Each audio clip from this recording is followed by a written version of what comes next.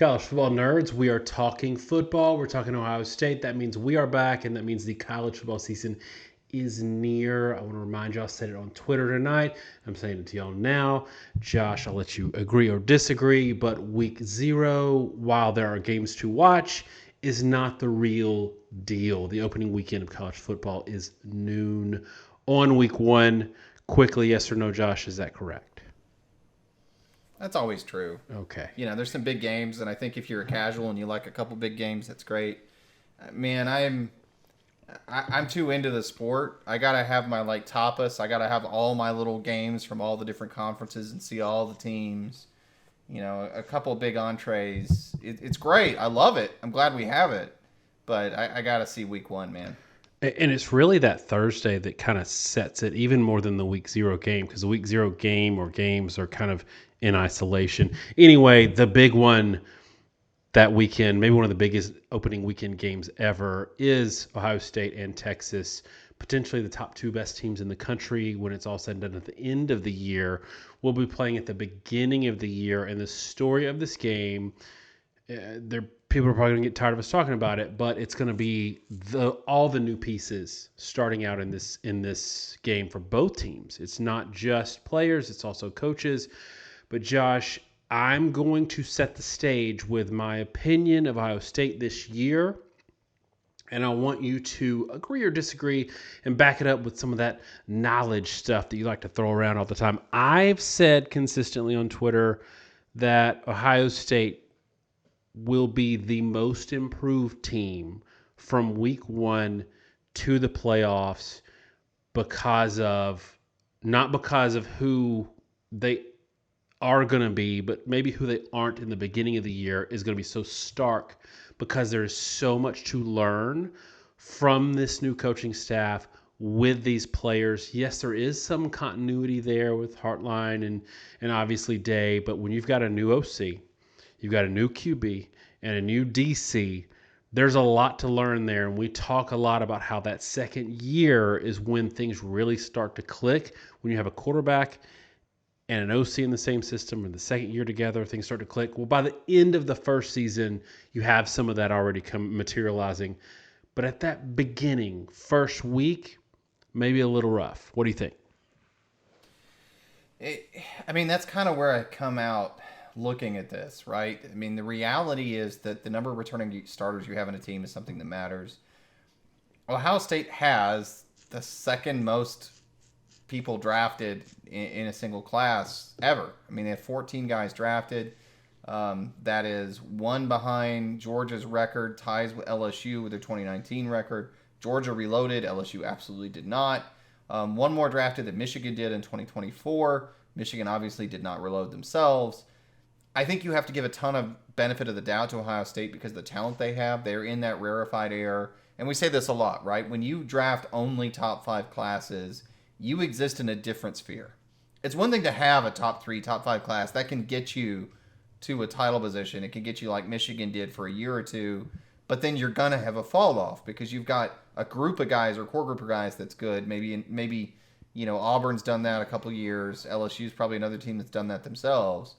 If you want to be able to reload, you got to have top 3, top 5 classes every single year. And that's what Ohio State's done. So it's not unreasonable to expect a Georgia-type reload. But in saying that, Daniel, I do think you have to recognize the fact that this is not just a high-level reset from Ohio State. They are in the annals of historic levels of attrition from the NFL draft. And there necessarily are going to be some major growing pains as a result of that. I think that probably there's some Ohio State fans a little bit upset, but then there's some others saying, look, we got hardware from last year. I don't care. It's going to be fun for me to watch development throughout the season. New quarterback is always fun. There's that concern, but there's always a lot of fun because, I liked Howard a lot. And I think before he got hurt in training camp, he was actually looking pretty good. So the improvement he made from where he was at Kansas State to what he showed at not just Ohio State, but particularly in the playoffs, he was unconscious. But in general, I think you've got whoever wins the starting quarterback struggle in a fall camp, which I don't know that I think it's going to be Sayin, but I don't think it's been announced yet. you're going to have a dude that I think has a higher ceiling, and that's exciting. From a just general who we are standpoint, you also have some room, whether you win Texas or not, and it is good that that game's at home. That's a big, that's a big deal. You got some breathing room after that. You're not losing to Grambling or Ohio. You're not losing to Washington or Minnesota. That Illinois game, that Illinois has proved to be a really good team last year. I think they could be again this year. That's not till October 11th. So, Josh, we talked about scheduling, and I want to give my kudos to Ohio State at some point in this video in terms of how they scheduled. But even if you take a loss in that Texas game, which I'm not predicting that game yet, but even if you take a loss there, the schedule sets up exactly how you want it if you've got a new QB, OC, and DC, does it not? I think so. Look, no schedule's ever perfectly ideal. And hey, you could be Texas where you play that game and then you play absolutely nobody for a few weeks. That's not a bad way to break in a quarterback themselves. But Grambling State and Ohio are not world beaters. I mean, they're going to have some time to tune up. You have a total tune-up game in Grambling State. And then you've got the Ohio game where you're going to kind of have a chance to have a little more resistance before you go into the slate: Washington, Minnesota, Illinois, Wisconsin. The thing with a lot of these Big Ten schedules is they do, you play non-conference games, and they're all completely backloaded every time. There's always a ton of back and forth on that, whether it's better or worse. I mean, I know Big Ten fans always want to argue SEC schedules are easier because they stick an FCS game late in the year. Look, we've beaten schedule discussions to death too many times, but I will say playing those in a row at least creates the opportunity for you to have a murderer's row, right? You can have 4 or 5 hard games in a row and then take a week off and do it again, and that can be really hard. Ohio State's schedule this year, I think, works out as well as it reasonably can. You have a bye week before you have Penn State. Then you play Purdue, UCLA, Rutgers. That's not going to be the hardest teams. And then you play Michigan. Washington comes off a bye, Minnesota, Illinois, Wisconsin. Not necessarily, even though you've got some tough teams in there in Illinois, maybe could be a really dangerous one. Again, what you don't have is back-to-back ranked teams anywhere on the schedule, right? And then it's probably not going to happen this year. And that's about all you can ask out of a 9-game schedule. So that's something that sets out well. It's worth noting, right, that this may be, the schedule's kind of interesting. It's like it has been a few times for Ohio State where there's like 3 or 4 teams that are really, really dangerous, and then a lot of teams that probably aren't going to be very dangerous. That is, in my opinion, something that's quickly becoming true of playoff expansion. We made all these conferences bigger, which necessarily, just by the way math works, means you're going to miss a lot more teams on your schedule. And depending on how that falls, everybody's schedule's a lot more hot and cold. I do think Ohio State's schedule is reasonably difficult. It's not as difficult as it could be. There's no Oregon on the schedule like there was last year. So as everything falls, especially given the fact that you play Texas as a top 5 team in rank 1, and a lot of people have them number 1, I think this schedule is about as reasonably well laid out as you could hope for. You also get Penn State at home. Like you said, you don't have Oregon this year. I don't think Michigan's going to be very good. No, Michigan wasn't very good last year. They beat Ohio State. I think they're only preseason top 15, Daniel. Preseason top 15. They have to be good. So was Oklahoma last year. If you don't have a quarterback that gets a concussion, I think in the second or third quarter, you don't lose that game. But in general, this, like we said about Texas last year, Texas's schedule was not hard. It just wasn't. They missed all the good teams in the SEC except for Georgia and lost to Georgia. Ohio State's schedule this year, in my opinion, in the new era, and this is how big things change when you open up the playoffs to a bunch of teams. In the new era, Ohio State is in the playoffs with this schedule. They are at worst a 10-2 team, which is what you want with a team breaking in all these new pieces. You can gel as the year goes on and hit your stride in the playoffs. It's the NFL model. I don't love it, and this has nothing to do with Ohio State. I kind of hate it because it Ironically, this just means the rich stay rich because Ohio State is not going to have a 2015 year where one knucklehead game kind of bumps them out. You know, even if they lose to Texas, that means nothing to them. It almost kind of helps them at the end of the year in terms of argument because Penn State doesn't have a Texas on their resume to start the season. Indiana doesn't have a Texas or any P4 team on their resume to start the season. The way this sets up, I know Camp Randall is tough, but I don't think Wisconsin's going to be very good this year. I think they've got 3, maybe 4 ranked teams if Michigan stays ranked, which I'm not sure they will. But I think Illinois probably will end up being a ranked team, but not on Ohio State's tier. Ohio State's kind of got a lot of cushion to get ready for Penn State is what I'm saying. It's a lot of words for me to say that, but Ohio State's going at worst 10-2 with this schedule. I could see very easily 11-1 with it maybe hiding or telling a story about Ohio State that's not entirely true once Ohio State plays a bunch of the big boys. But, Josh, win or lose is the game against Texas, other than having that on your resume, kind of a throwaway given that both of those teams are going to be so breaking in so many new pieces?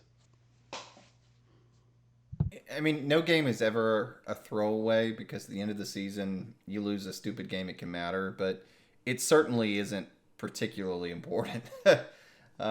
It's something we talked about a lot when they made all this playoff expansion stuff is, look, I always said it was going to devalue the regular season, but a big point I made with that is it's going to take a few years for people to realize that it devalued the regular season.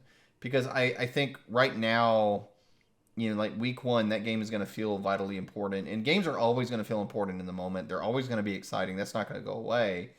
But the importance of the aftershock of we lost that game, it's definitely going to be lessened a lot compared to how it was last year. Because people hadn't gone through the season last year. Especially Ohio State fans, right? Going through the year, losing to Michigan was kind of soul-crushing. If you're an Ohio State fan, you care that... Yeah, you care that you lost to Michigan. You care that you lost to Michigan. You don't care that much if you win a national title. And this year, if you lose the Texas game, you're going to go, well, we lost to Oregon at the beginning of the year, and that didn't even really matter, right? I mean, it mattered, but it didn't matter.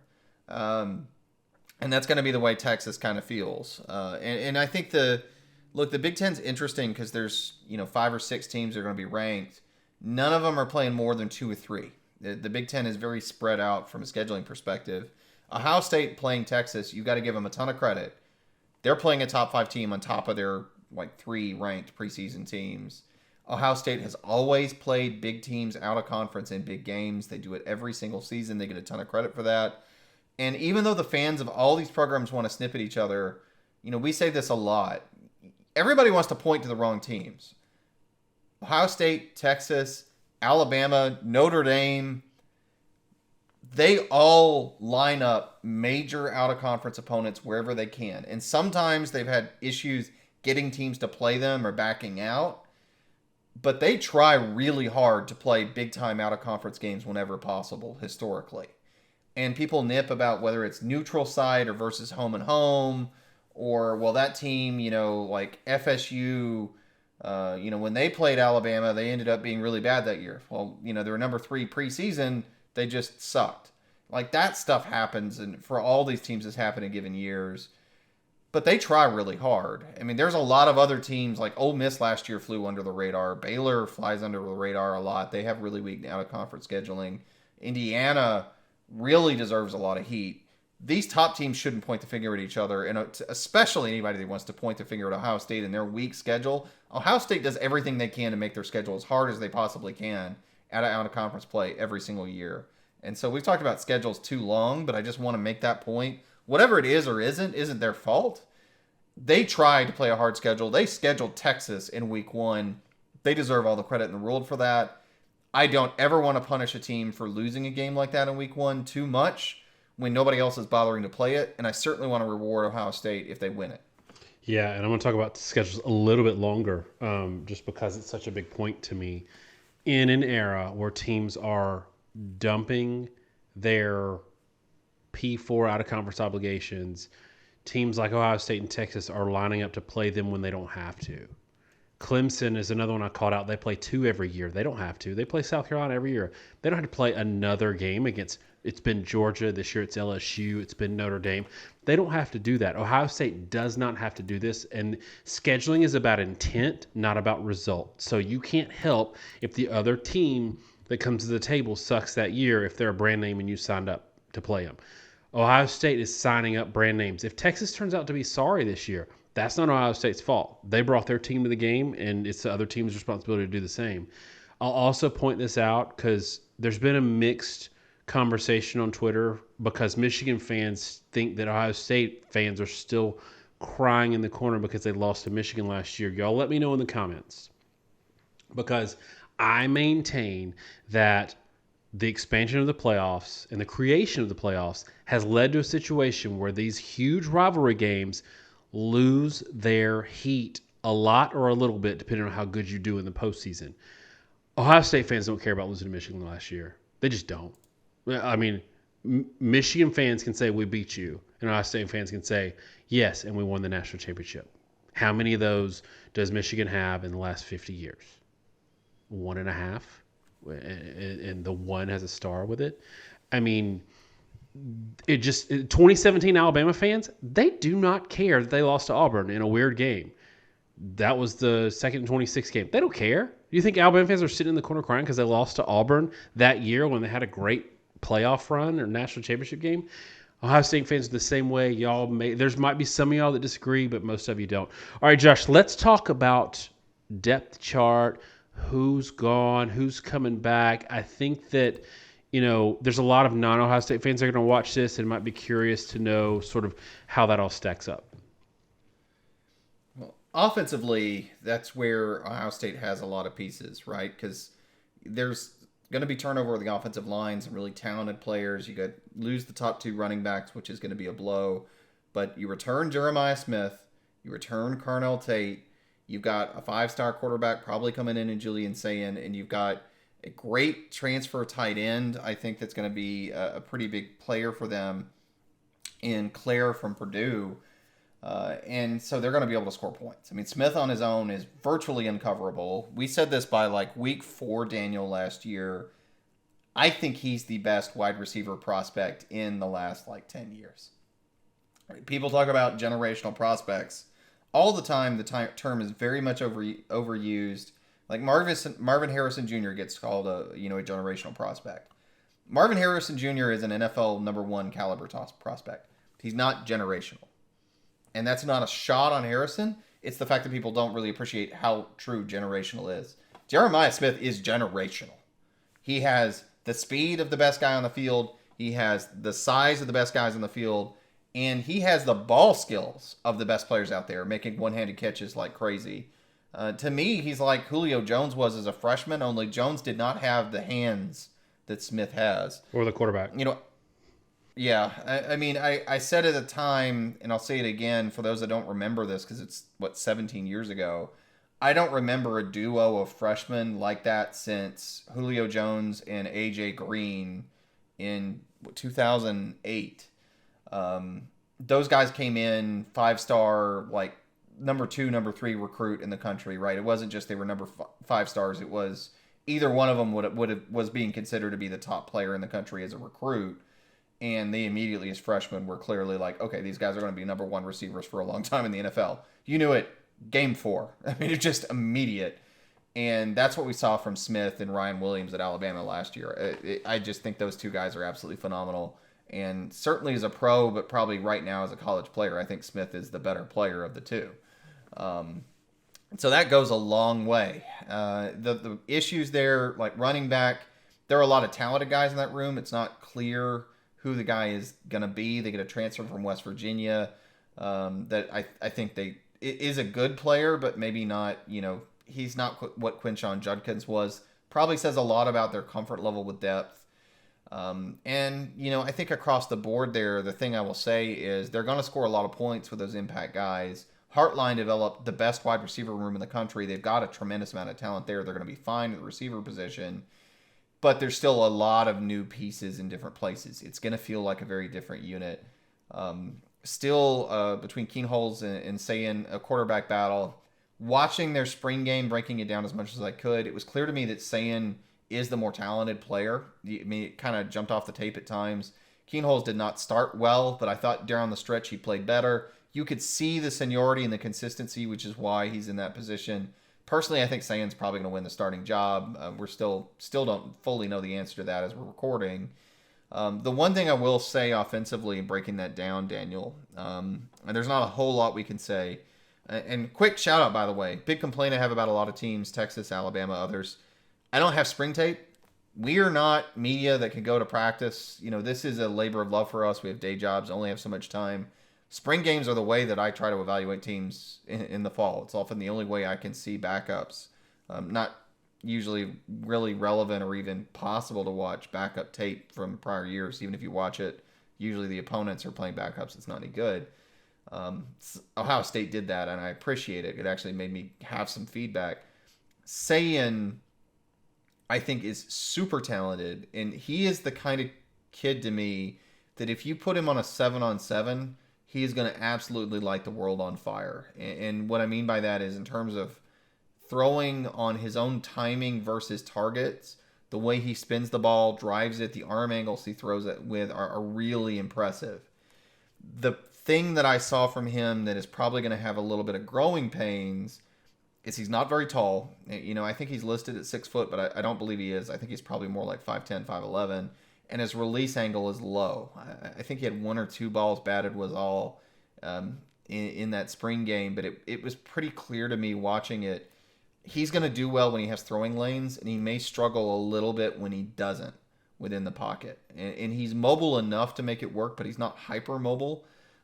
It's not like Bryce Young. We flagged when he went in the draft that we both thought that C.J. Stroud was going to be the more successful pro quarterback.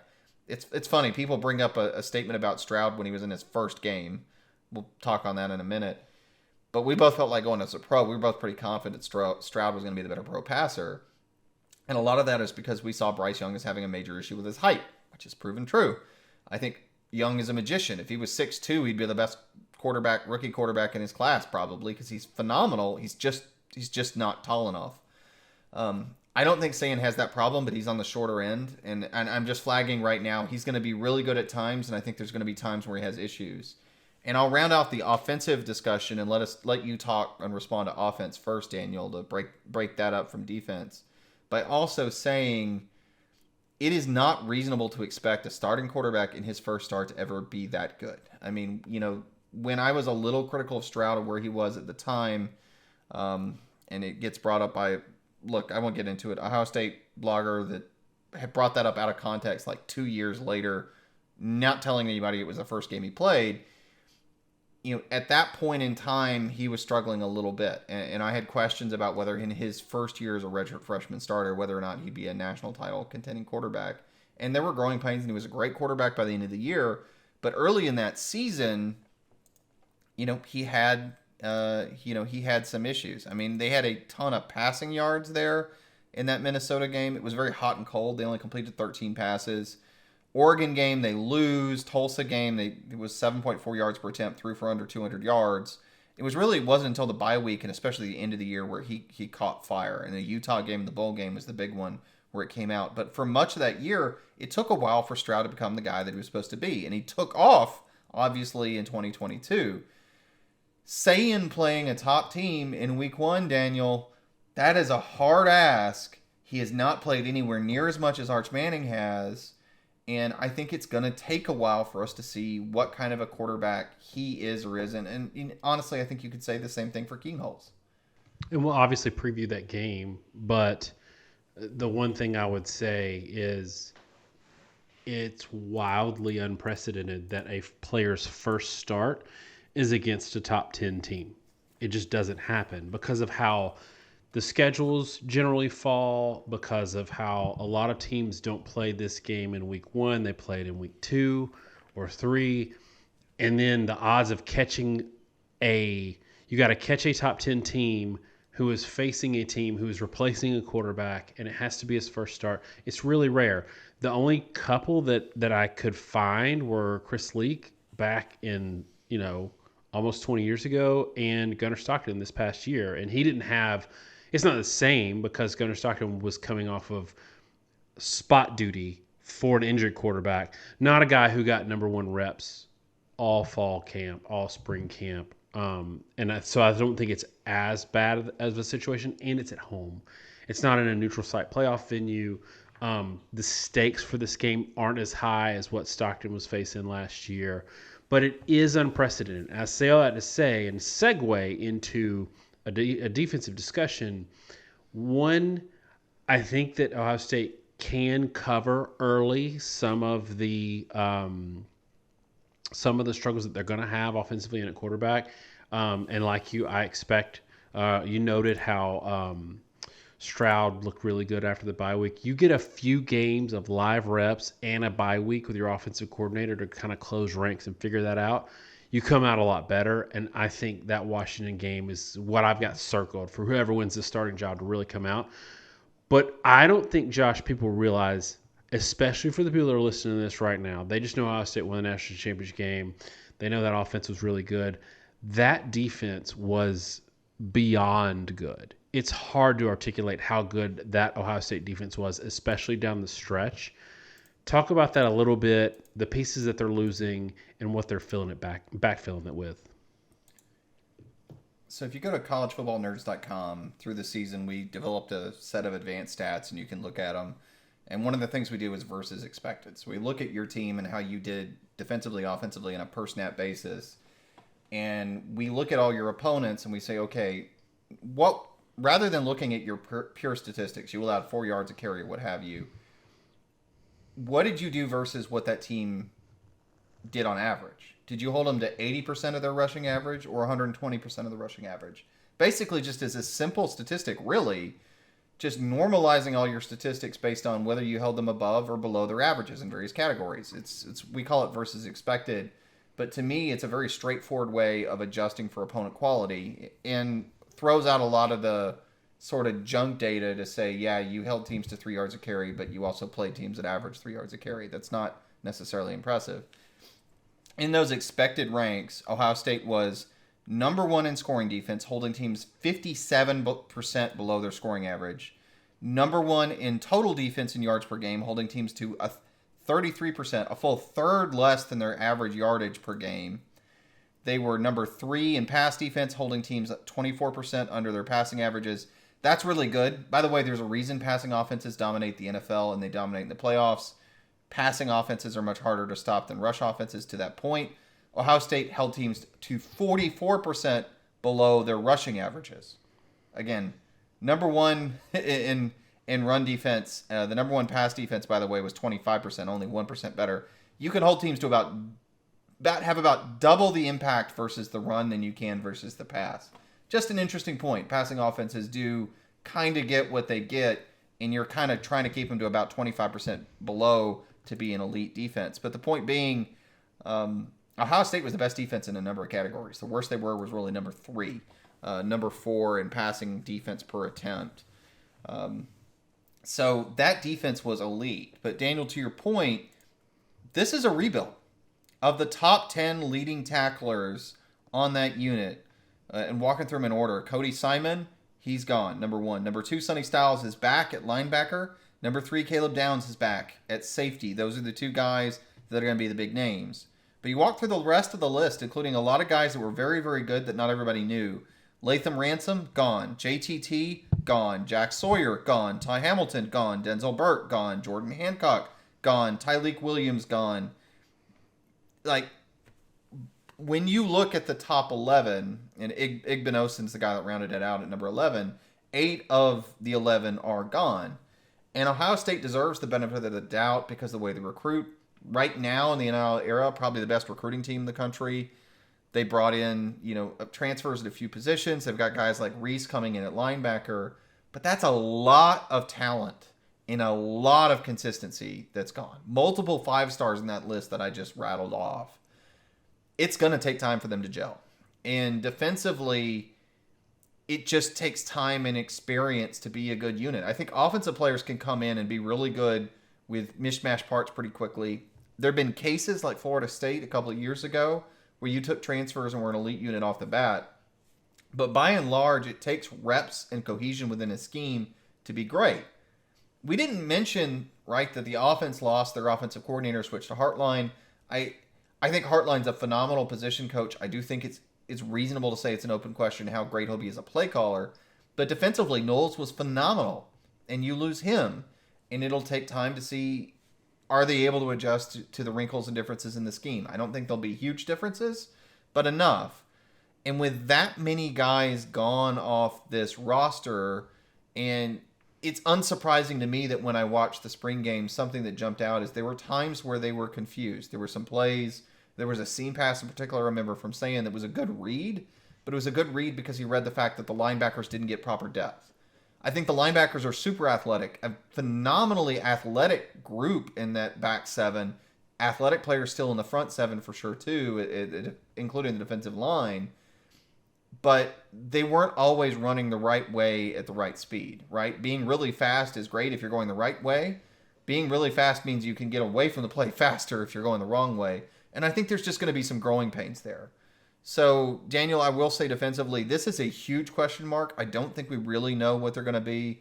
I definitely think they have to take a step back. Look, there's no way they can replicate what they were last year. And people want to scoff, like Georgia reloaded one year, but even when they reloaded, they were not the defense they were the year prior. They were still very good. They weren't the same one. That's what Ohio State wants to be, is to be a good enough defense that they can make it to the playoff and gel. I don't think they're going to be the absolute just phenomenal statistical unit they were last year, but they don't have to be with that offense. And I think, of all the positions and all the teams, it to me, again, second most draft picks lost off a team. Most of that was on the defensive side of the ball. It is an extremely hard unit to try to nail down just how good they're going to be. And I think it's reasonable as an Ohio State fan to say, hey, this is a bit of a, I know you reload, you don't rebuild, etc. But this is a reloading, rebuilding year to some extent, and a year where we're going to have a lot of new faces that are going to take at least through the latter part of the season probably to come together and gel. Yeah, and I think it's fair to look at last year and see a lot of the same thing. You mentioned the Oregon loss, but right after that, they beat Nebraska 21-17. They beat Penn State 20-13. They lost to Michigan at the end of the year. They didn't have a great regular season. They just didn't. And it didn't matter. And that's kind of what I'm getting at here is part of my sort of dismissive, let's throw away the Texas game if they lose. But also, if they manage to win that game, then a lot of the regular season really doesn't matter for the rest of the way. Then they've got so much cushion. But either way, I don't see Ohio State missing the playoffs. And in this new era, a lot of this conversation for us might have seemed a little down or whatever. It's really just reality. And we're comparing Ohio State to who they were last year. That's only fair. But even with all that, it's not negative, it's not down, because all you've got to do is make it to the playoffs. And in the new era, making it to the playoffs means going 10-2. When you've got a schedule like Ohio State's, when you play in a Power 4 conference, you go 10-2, you're in. You go 9-3, you might be in.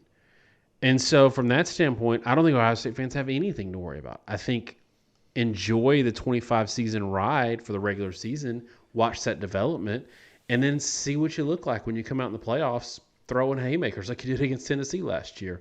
All right, Josh, wrap us up on this one. Super long, but I love talking this kind of stuff in the offseason before we have actual things to complain about.